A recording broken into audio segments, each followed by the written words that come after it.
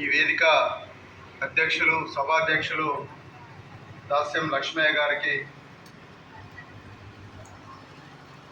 ఈ తరం కవులు చాలామంది గౌరవంగా ప్రేమగా గురువుగారు అని పిలుచుకోగలిగిన మా విద్యా సాహితీ గౌరవ అధ్యక్షులు దాస్యం సేనాధిపతి గారికి, అదేవిధంగా ప్రియమిత్రులు, ఈ ప్రాంతంలో మొదటి నుంచి సాహిత్య అభిలాషతో తపన పడుతున్న ఏలేశ్వర వెంకటేశం గారికి, సోదరుడు జాగృతి జిల్లా అధ్యక్షులు పెద్ద రాయేష్ గారికి, ఇవాళ కార్యక్రమానికి కేంద్ర బిందువైనటువంటి అనుశ్రీ గారికి, అమ్మగారికి, వారి ఆడబిడ్డకు, అదేవిధంగా వేదికను అలంకరించిన పెద్దలకి, ఈ ప్రాంతంలో ఎన్ని పనులున్నా ఒక చక్కటి సాహిత్య కార్యక్రమం నడుస్తున్నదనగానే అందులో పాల్గొనడానికి వచ్చిన పెద్దలు చిన్నలందరికీ పేరు పేరున హృదయపూర్వక నమస్కారాలు తెలియజేసుకుంటున్నాను. నిజంగా హృదయ సాహితీ సేవా సంస్థ నుంచి జగతి పుస్తకావిష్కరణ కార్యక్రమం ఉంటుందని అనుశ్రీ గారు చెప్పగానే చాలా సంతోషం వేసింది. ఒక పుస్తకాన్ని ప్రమోట్ చేసుకోవడానికి వ్యక్తిగతంగా చాలా ప్రయాసపడాల్సి వస్తుంది. కానీ ఆ బాధ్యతను అనుశ్రీ గారిని మంచి రచయిత్రిగా గుర్తించి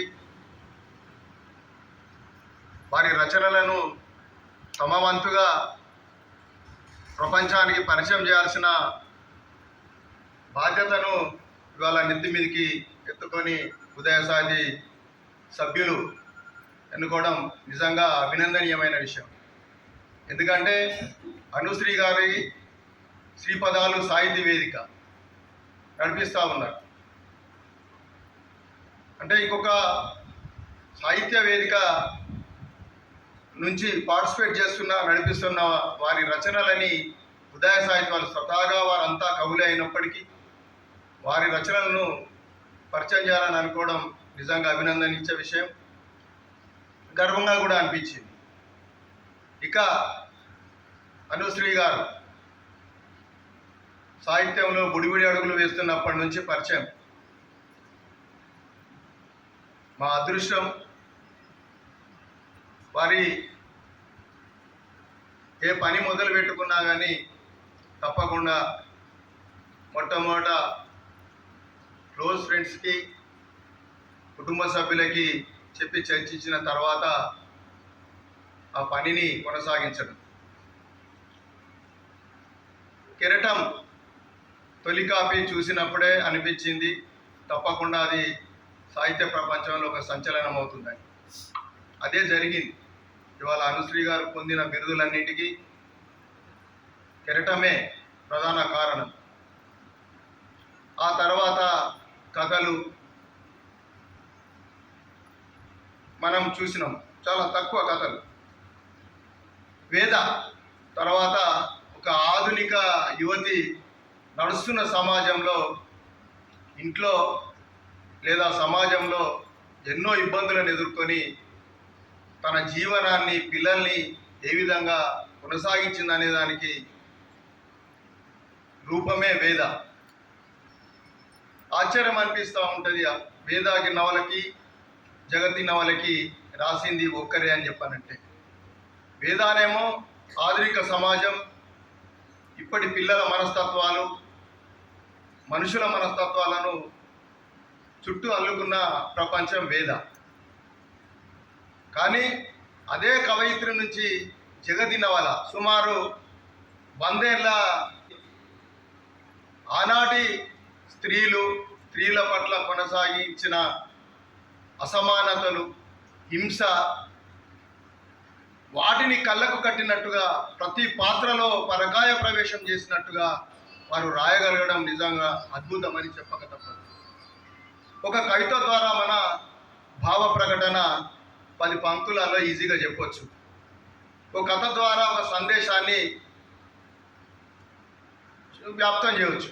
కానీ ఒక నవల రాయాలంటే ముందు పాత్రలను అల్లాలి, ఆ పాత్రల చుట్టూ అనుబంధాలను అల్లాలి, అదేవిధంగా ఆ పాత్రల స్వభావాన్ని కూడా అంతే యుక్తిగా ఆ నవలలో పొందుపరచాలి.